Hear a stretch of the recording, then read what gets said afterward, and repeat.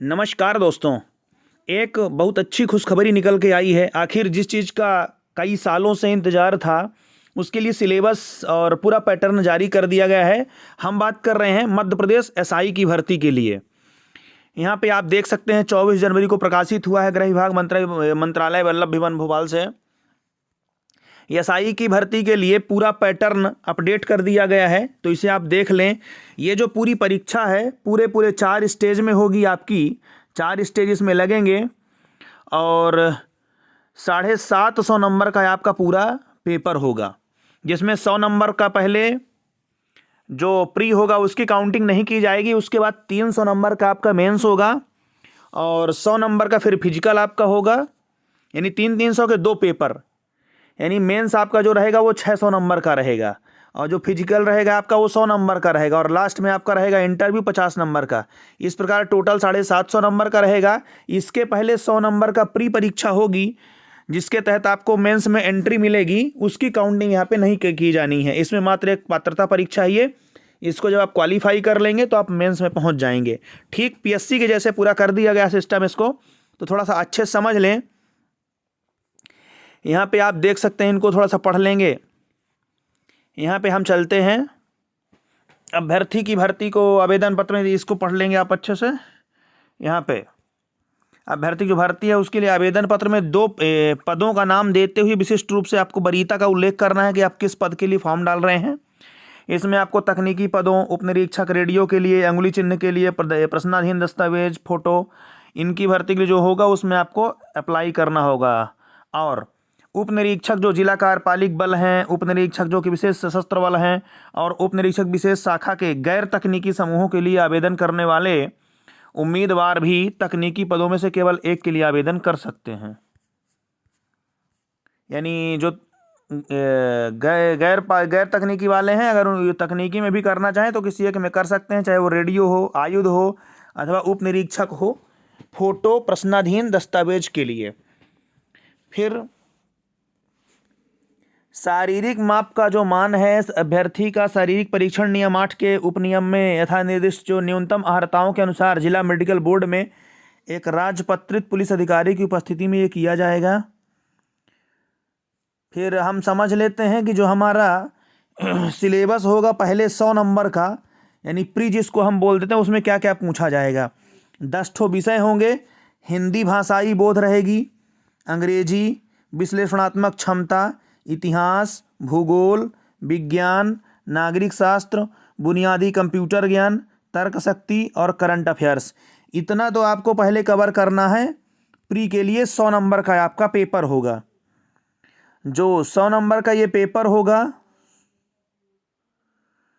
इसमें negative marking नहीं है और बाकी मेंस परीक्षा में नेगेटिव मार्किंग भी है। यहाँ पे आप देख सकते हैं बहुविकल्पी प्रश्नों पर प्रारंभिक परीक्षा आयोजित की जाएगी। कोई ऋणात्मक मूल्यांकन यानी अंक नहीं होंगे, लेकिन जब हम इसको प्री पास करके मेंस में चलेंगे तो उसमें ऋणात्मक मूल्यांकन भी आएगा।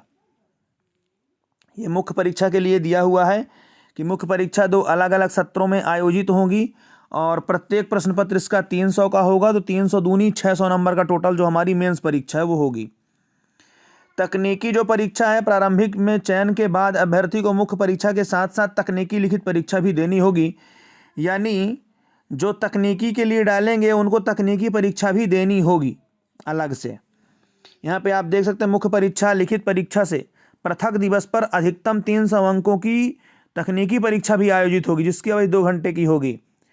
जिन अभ्यर्थियों ने अनुसूची 3 में यथा निर्दिष्ट उप निरीक्षक, अंगुली चिन्ह, प्रश्नवाचक दस्तावेज, फोटो के लिए आवेदन किया है, उनकी एक सत्र में तकनीकी परीक्षा ली जाएगी और गणित, भौतिकी और रसायन विषयों में विज्ञापित पाठ्यक्रम पर आधारित प्रश्न पत्र होगा।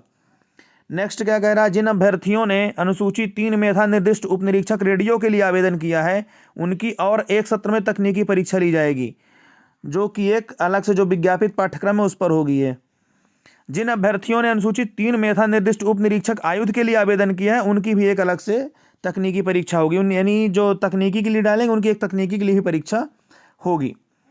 यहाँ पे आप देख सकते हैं प्रथम चरण की जो परीक्षा है उसमें जो पाए गए अंक हैं वो गैर तकनीकी पद, सूबेदार, उप निरीक्षक विशेष सशस्त्र बल, जिला कार्यपालिक बल विशेष शाखा के लिए तकनीकी पदों उप निरीक्षक रेडियो, इनके लिए जो है इनकी संख्या का 10 गुना आपको मेंस के लिए लिया जाएगा। फिर इसको पूरा आप अच्छे से पढ़ लेंगे।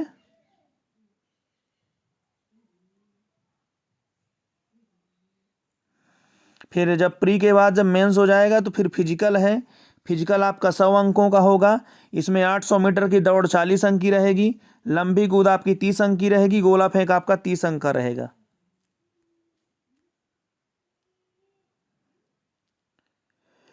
फिर मेंस के बाद जब इंटरव्यू के लिए बुलाया जाएगा तो 3 गुना बच्चों को लिया जाएगा।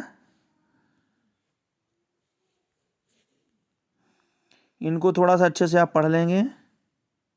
उसके बाद लास्ट चरण आपका आएगा साक्षात्कार, जो कि 50 अंक का आपका इंटरव्यू होगा।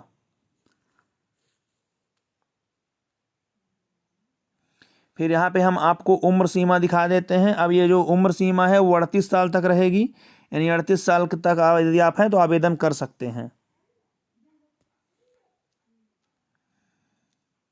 फिर इसके बाद आप देख लीजिए सिलेबस जो मेंस का रहेगा।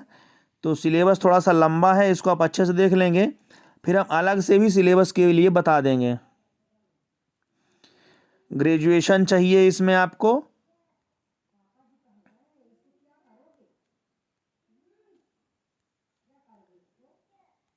ये जो उप निरीक्षक हैं उनके लिए किसी भी मान्यता प्राप्त विश्वविद्यालय से स्नातक हो, और इनके लिए फिजिक्स केमिस्ट्री मैथ से हो, और ये इनके लिए इलेक्ट्रॉनिक या इलेक्ट्रिकल दूरसंचार सूचना प्रौद्योगिकी कंप्यूटर साइंस में इंजीनियरिंग किया है उसका डिप्लोमा हो रेडियो के लिए, और विशेष सशस्त्र बल के लिए भी आपको ग्रेजुएशन चाहिए। इनको आप अच्छे से थोड़ा सा देख लेंगे एक बार। हम मेन चीज़ एक बार दिखा देते हैं आपको, फिर पढ़ लेना है।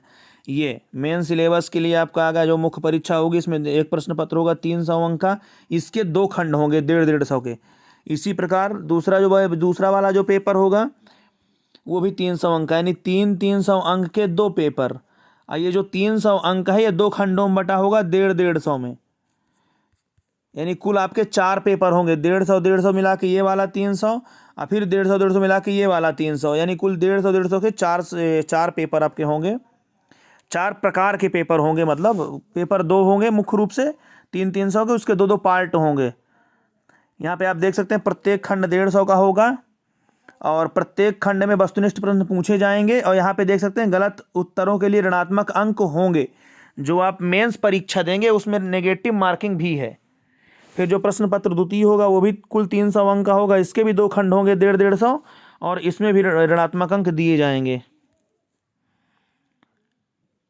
ये खंड खा का सिलेबस है, इतना इतना करना है। अब सिलेबस थोड़ा सा हम पूरा विस्तार से देख लेते हैं। ये भाग का जो पहला पेपर 150 का होगा उसमें आपको इतिहास और भारतीय समाज पढ़ना है, ये 150 अंक का होगा पहला। फिर पढ़ना है आपको स्वतंत्रता के बाद देश के भीतर समेकन और पुनर्गठन। तीसरा पढ़ना है भारतीय समाज की मुख्य विशेषताएं और भारत की विविधता। चौथा देखना भारत एवं मध्य प्रदेश की जनसांख्यिकी और मध्य प्रदेश की जनजातियां।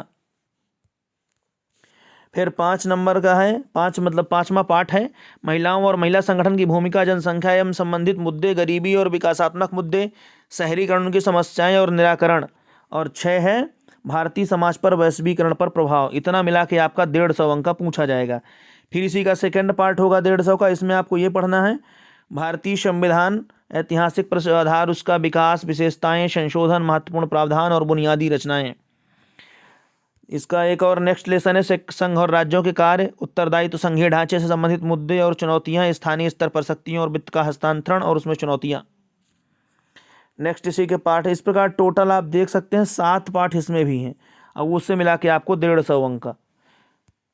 फिर ये दूसरा भाग आया, दूसरे का ये पहला आया। इसमें आपको करंट अफेयर्स देखना है, विज्ञान और प्रौद्योगिकी देखना है, सूचना प्रौद्योगिकी देखना है, संरक्षण पर्यावरण देखना है, भारतीय अर्थव्यवस्था देखना है।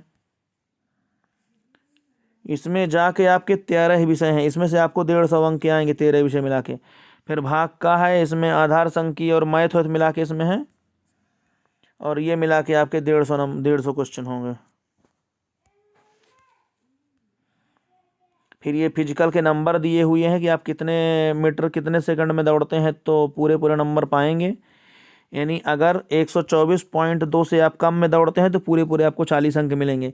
बाकी ये नंबर आप यहाँ से देख लेंगे। ऐसी दौड़ में है कि अगर 5.57 मीटर से अधिक गोला फेंकेंगे तो लंबी कूद जाएंगे 30 अंक। ऐसे ये गोला हो गया। ये पूरा इनको अच्छे से पढ़ लेंगे। ये महिलाओं के लिए हो गए। इस प्रकार अच्छे से इसको देख लें और अपने मित्रों को शेयर कर दें। और तैयारी अच्छे से करनी पड़ेगी, मन लगा के करनी पड़ेगी। लंबा सिलेबस है तो तैयारी भी लंबी चाहिए। धन्यवाद। लेटेस्ट अपडेट के लिए आप चैनल को सब्सक्राइब कर लें और अपने मित्रों को शेयर कर दें। बहुत बहुत धन्यवाद।